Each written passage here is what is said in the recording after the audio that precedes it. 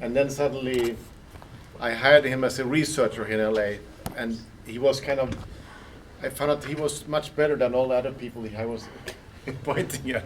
He's the hero. But anyway, there is also another guy here from Los Angeles who are in the thank you list here. Jimmy, are you here somewhere? Jimmy. Jimmy Lizama, Bicycle Kitchen. Anyway, if you have any questions to me, or to any of us, just shoot.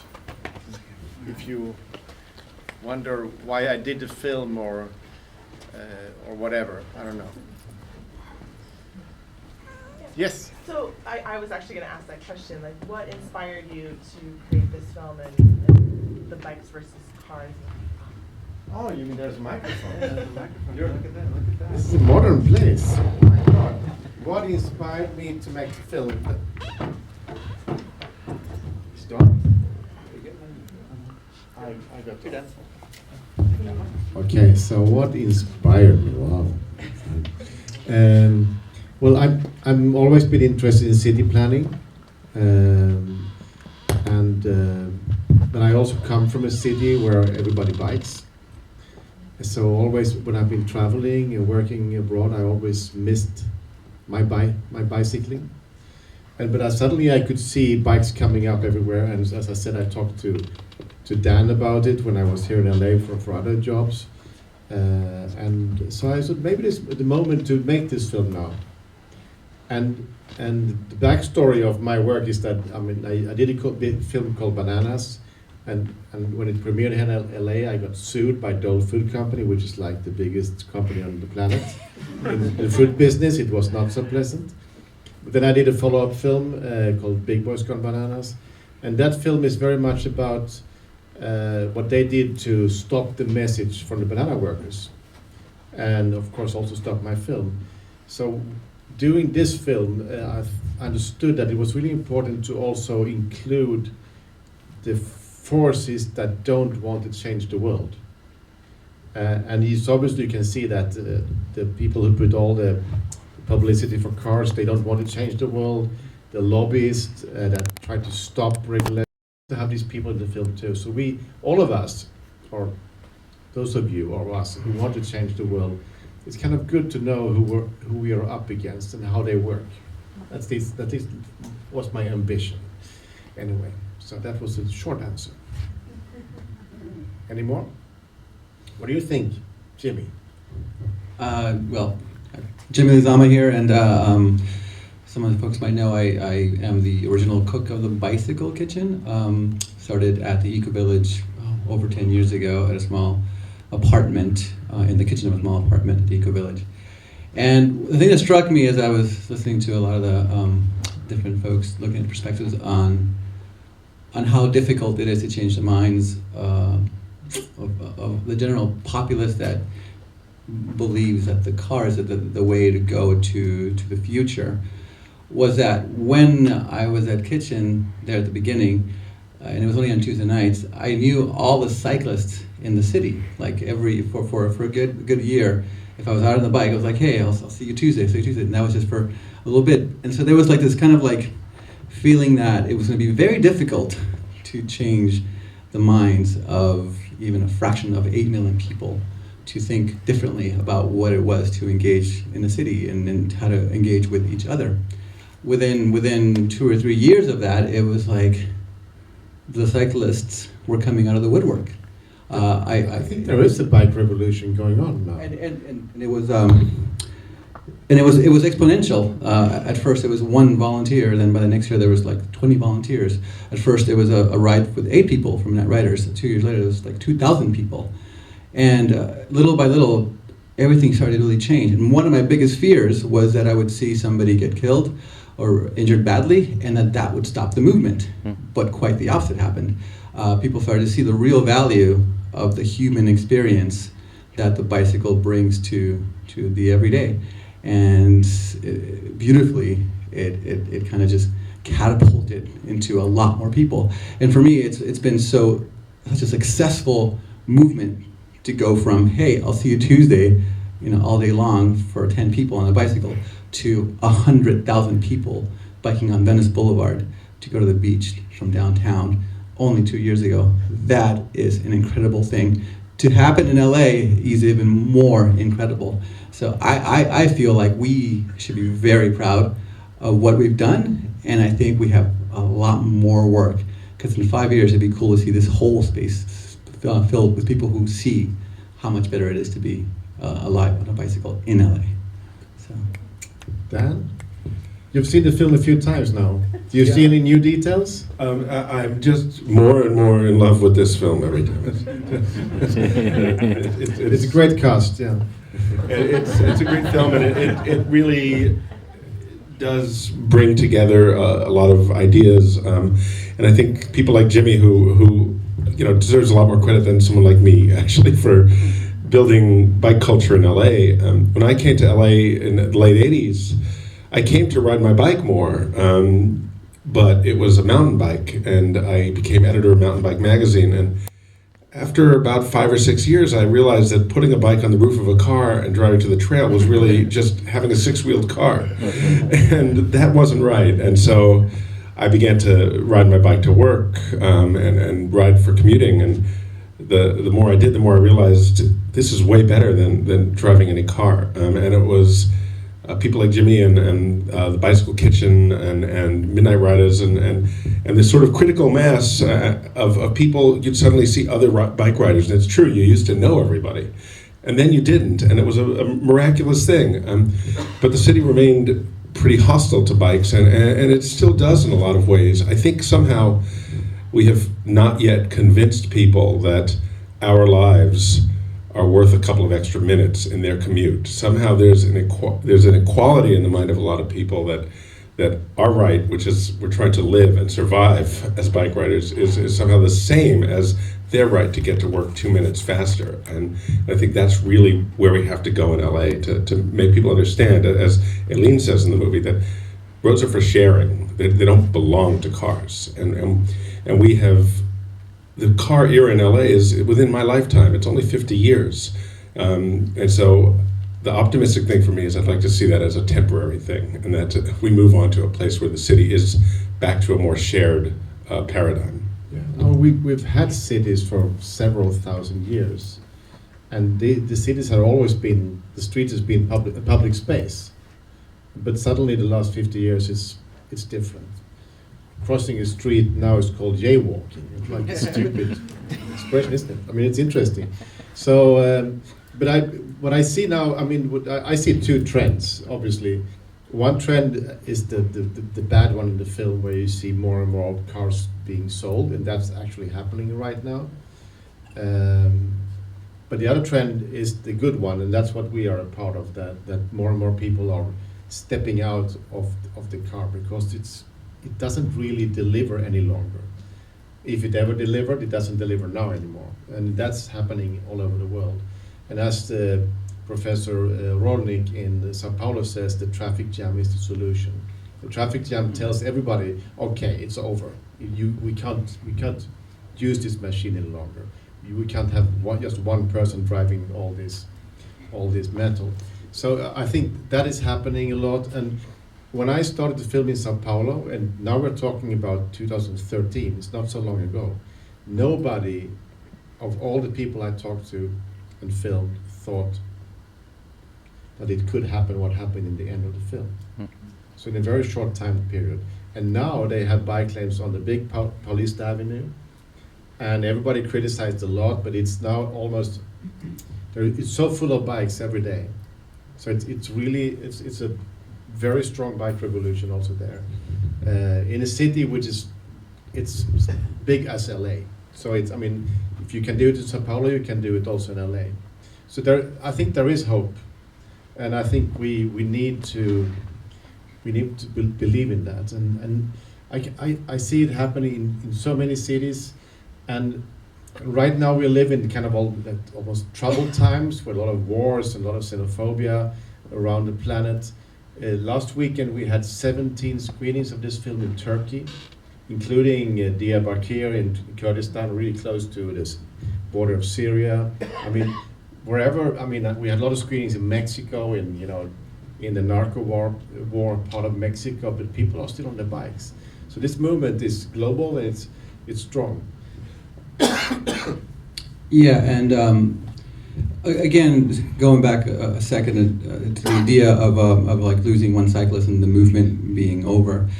Here, obviously, a lot of folks biked here, so we're talking to the choir about all the stuff that you already know. How do you talk to folks who don't know? You know, how do you talk to a 12-year-old about what it actually means? How does it actually really matter on a regular day basis? And I did a talk a few years ago, TED Talk, and I did it in front of an audience and everything, and did the same talk in front of a bunch of 12-year-old kids. And I was just like, all right, I can't do the same thing I did over there because they don't know about the numbers, they don't know about the history of the whole thing, but they know that they love what they do. This is their home, this is their place. And I thought, okay, hot dogs. Everybody understands hot dogs. You understand what that means in energy. And I had a picture up of my friend at the Home Depot, and he had a bicycle, a trailer, and a lot of stuff from Home Depot in the trailer. These little guys, like maybe like 5'5" and 140 pounds. Behind him was an SUV, a big SUV, with one piece of wood in the SUV. And we were going 5 miles, and that guy was going 5 miles. And I asked the kids, so how many hot dogs do you think it takes my friend to take all these things to ride that bicycle 5 miles away? And they were like, well, maybe 2 hot dogs. I'm like, yeah, 2 hot dogs. I go, how many hot dogs does it take for the other guy in the truck there to take that one piece of wood home 5 miles away? And they go, you have to feed the car too. They're like, 10,000 hot dogs. I'm like, you get it. And the conversation is about what's absurd, right?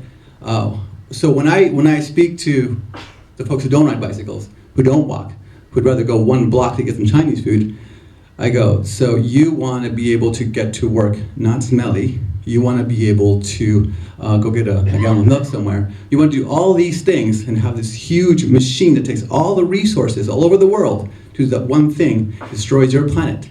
I think that's much more absurd than my friend eating a hot dog and taking 200 pounds worth of stuff 5 miles away. It's the balance of absurdity that people don't really understand, that what they're doing is way more absurd than someone getting on a bicycle and running it in the snow 3 blocks away to go to work.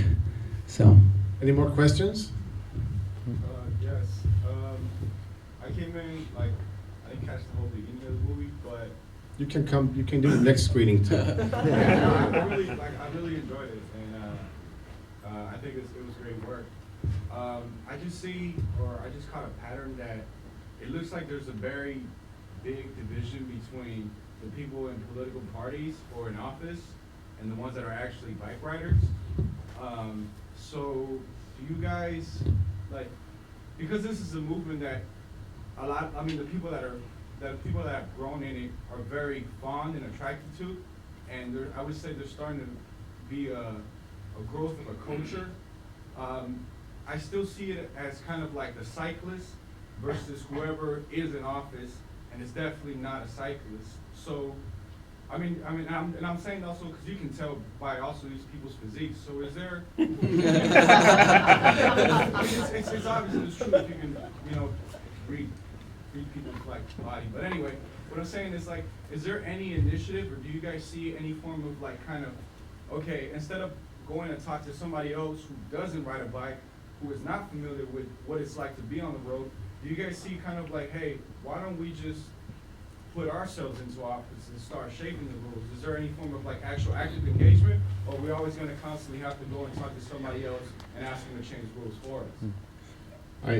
This is a very local question because it's not like that in Europe. It's probably very North American experience. Yeah. I want to say that in Los Angeles, in the city of Los Angeles, our city council is so powerful, yet city council vote turnout is so low that the attendance of one Midnight Riders group could change that election. That's pathetic, really. But it is possible, if not necessarily to get bike riding politicians in, then to let them understand that we are important. Because voter turnout is so low, we really can influence it.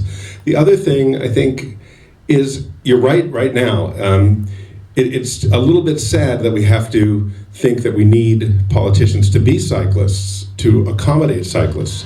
But the truth is there is no more room for cars. We have to get people out of their cars. We have to reduce that.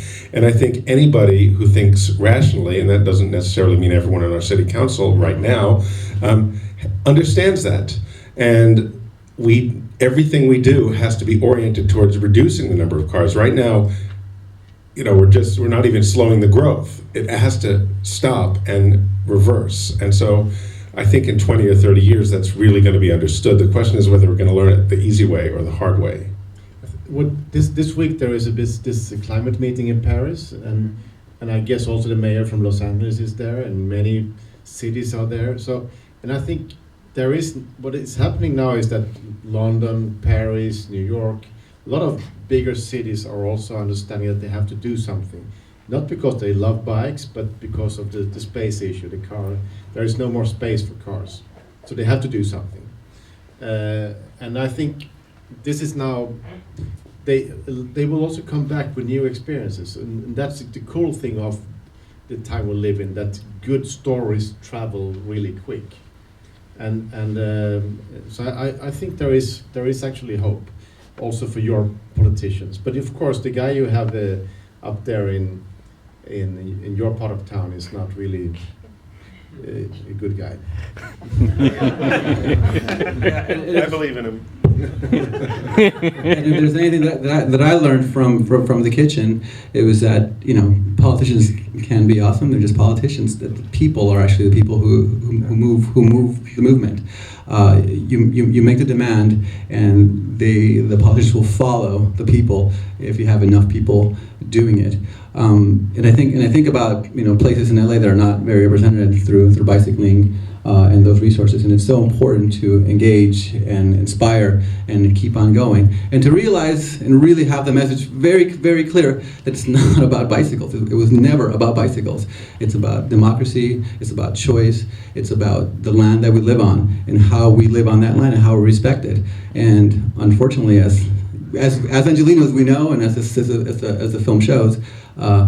The importance is not ever about transportation, but about making money for a lot of people. So we need to just take that back and engage the youth and engage everybody who has any power to keep on going forward and not lose sight of what's actually important. Mm-hmm. So.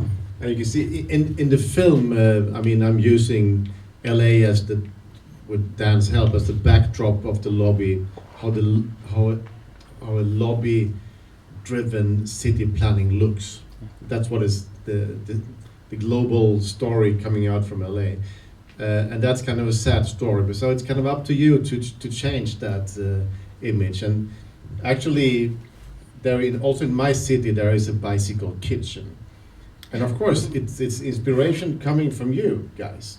So there is also inspiration coming out from LA. Not only more freeways, also strong bike activists. So be proud and keep going. I just wanted to tell you also that this film is now opening all over the US, like in 20 cities. And we will need your help to tell your friends to come and to tell all their friends. So please be active on Twitter, Facebook, text people, call people, knock people's doors. I actually know tomorrow at the screening at the same time the owner of the Laemmles are coming. So please help us to bring in people to the 7:45 tomorrow, so they are surrounded with people who love them, because then we could get to film in even more cinemas around this town. Would be cool, I think. But it's kind of up to you to help us, because we don't have any money to put in ads and all that stuff. So it's we need your help, please. I'm going to Paris to show the film at the climate meeting, invited by the mayor of Paris in the city hall. That's cool. More questions? Yeah. About the cycleway, is there any possibility or anything being worked on with the old cycleway in Pasadena, like reviving it? Yeah, they're thinking about closing the Pasadena Freeway to cars and turning it into a bike freeway. Finally. There's no.